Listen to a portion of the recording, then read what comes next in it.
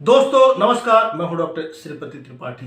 आप सब जानते हैं कि भोलेनाथ देवों के देव महादेव सरल उपासना से भी प्रसन्न हो जाते हैं, लेकिन रुद्राभिषेक उन्हें सबसे अधिक प्रिय है। इसे शुद्ध मन से उचित समय पे किया जाना चाहिए। रुद्राभिषेक महादेव को प्रसन्न करने का रामबाण उपाय माना जाता है। भगवान शिव का रुद्राभिषेक करके आप मनचाहा वरदान पा सकते हैं, क्योंकि शिव के रुद्र रूप को ये अभिषेक बहुत ही प्रिय है। कहा गया है कि यह सतत कर्तृणाम भक्तानाम अशुभम पापम च सहति नाशयति शिव। रुद्राभिषेक बहुत प्रभावी और महत्वपूर्ण होता है। इसे शुद्ध मन से उचित समय पर किया जाना चाहिए। ऐसा करने से रुद्राभिषेक करने वालों की सभी मनोकामनाएं पूर्ण होती हैं, उनकी मनोकामनाएं पूरी होती हैं।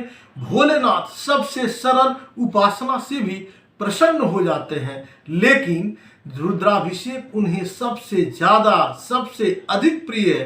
कहते हैं कि रुद्राभिषेक से शिव जी को प्रसन्न करके आप असंभव को भी संभव करने की शक्ति पा सकते हैं।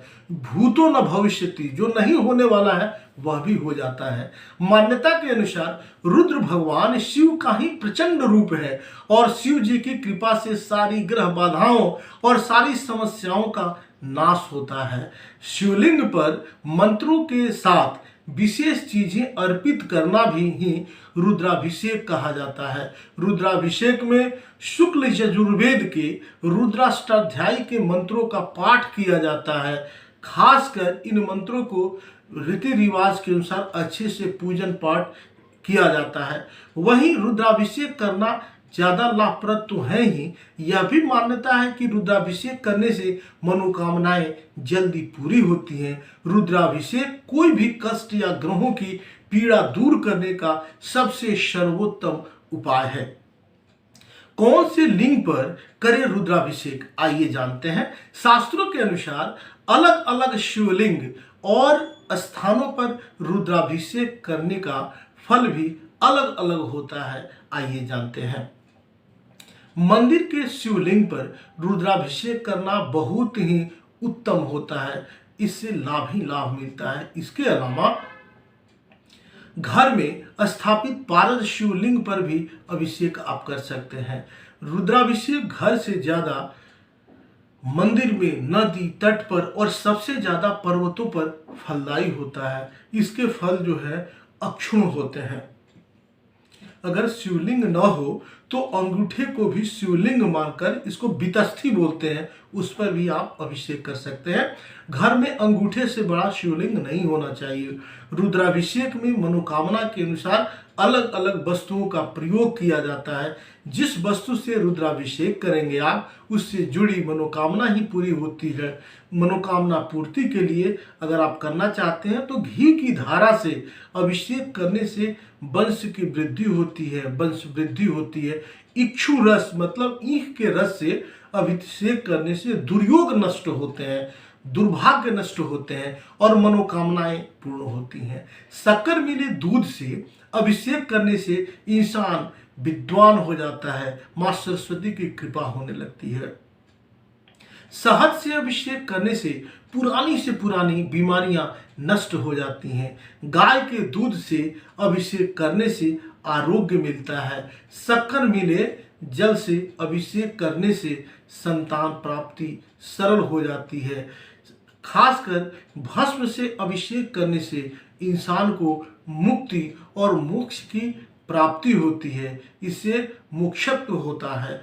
कुछ विशेष परिस्थितियों में भी तेल से भी शिव जी का अभिषेक किया जाता है। जैसे शत्रु बढ़ रहे हैं, विरोधी बढ़ रहे हैं, उसके लिए भी तेल से आप अभिषेक कर सकते हैं। रुद्राभिषेक कब होता है सबसे उत्तम, आइए जानते हैं। कोई भी धार्मिक काम करने के में समय और मुहूर्त का विशेष महत्व होता है।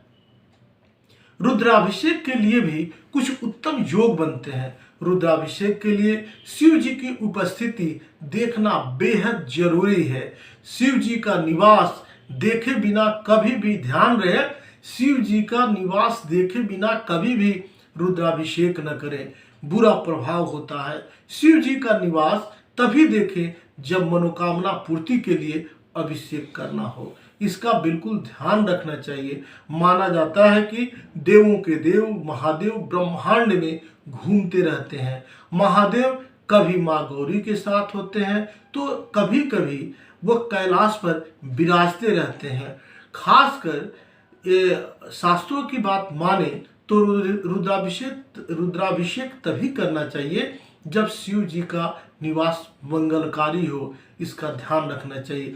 हर महीने के शुक्ल पक्ष की द्वितीया और नवमी को शिव जी माँ गौरी के साथ रहते हैं। हर महीने कृष्ण पक्ष की प्रतिपदा, अष्टमी और अमावस्या को भी शिव जी माँ गौरी के साथ रहते हैं। कृष्ण पक्ष की खासकर चतुर्थी और एकादशी को महादेव कैलाश पर वास करते हैं, निवास करते हैं। शुक्ल पक्ष की पंचमी और द्वादशी तिथि को भी महादेव कैलाश पर विराजते हैं, वह कैलाश पर रहते हैं। कृष्ण पक्ष की पंचमी और द्वादशी को शिव जी नंदी पर सवार होकर, अपनी सवारी पर सवार होकर, मतलब नंदी पर सवार होकर पूरा विश्व भ्रमण करते हैं। शुक्ल पक्ष की षष्ठी और त्रयोदशी तिथि को भी शिव जी विश्व भ्रमण पर होते हैं। रुद्राभिषेक के लिए इन तिथियों में महादेव का निवास मंगलकारी होता है। इस समय रुद्राभिषेक करना उन्नति कारक होता है। कब निवास जो है वह अनिष्टकारी होता है, दुखकारी होता है, आइए जानते हैं।